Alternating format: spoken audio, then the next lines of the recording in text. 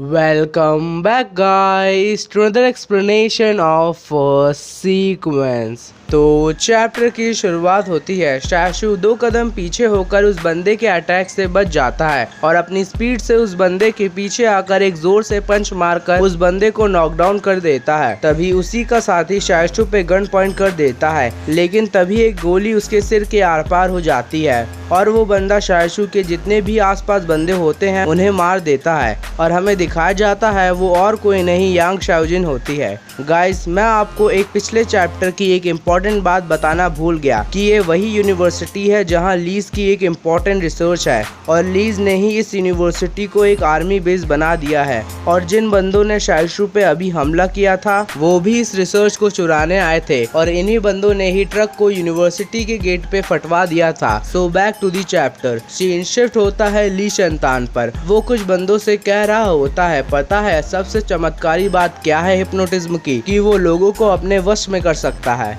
ये कहकर ली शैतान अपनी पावर से एक गाड़ी हवा में उठाकर कहता है, क्या तुमने कभी सोचा नहीं कि जो बंदे हिप्नोटिज्म कर सकते हैं वो भी तो एक सुपर ह्यूमन है। फिर वो खुद ही जवाब देता है, नहीं नहीं नहीं, वो सुपर ह्यूमन नहीं, वो तो एक गॉड भी बन सकते हैं। फिर अचानक से सारा माहौल सन्नाटा हो जाता है। डिंग डिंग डिंग। ली शैतान अपनी पावर से स्ट्रॉन्गहोल्ड की एक घंटी बजा रहा होता है।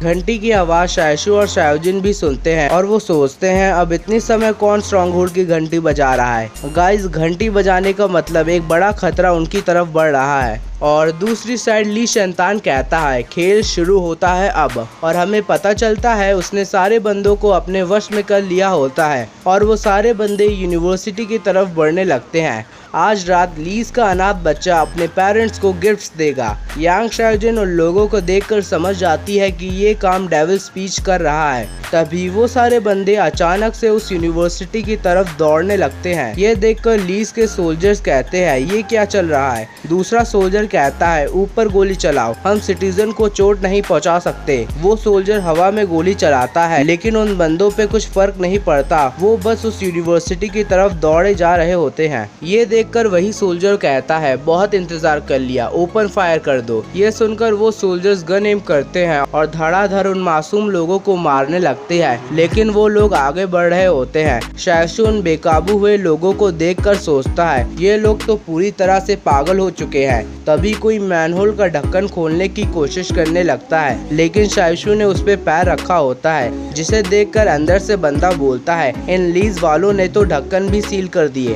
हमें दिखाया जाता है वो और कोई नहीं लुओलान होता है। ये देखकर लुओलान कहता है उड़ा दो ढक्कन को। बाहर से शाशु कहता है इसकी कोई जरूरत नहीं और वो ढक्कन खोलकर बोलता है ऊपर आ जाओ। लुओ बाहर निकलते हुए कहता है ओ तो ये तुम हो शाशु। शाशु लुओ से कहता है क्या तुम सारे चूहे हो जो हर बार सिल्वर लाइन से आते हो। ये सुनकर लुओ से बताता है जब इस स्ट्रॉन्गहोल्ड का नक्शा तैयार हो रहा था तब मेरे बंदे उस डिजाइन वाली टीम में थे, तो हमारे अलावा ऐसा और कोई नहीं होगा जो इस स्ट्रॉन्गहोल्ड को इतने अच्छी तरह से जानता हो।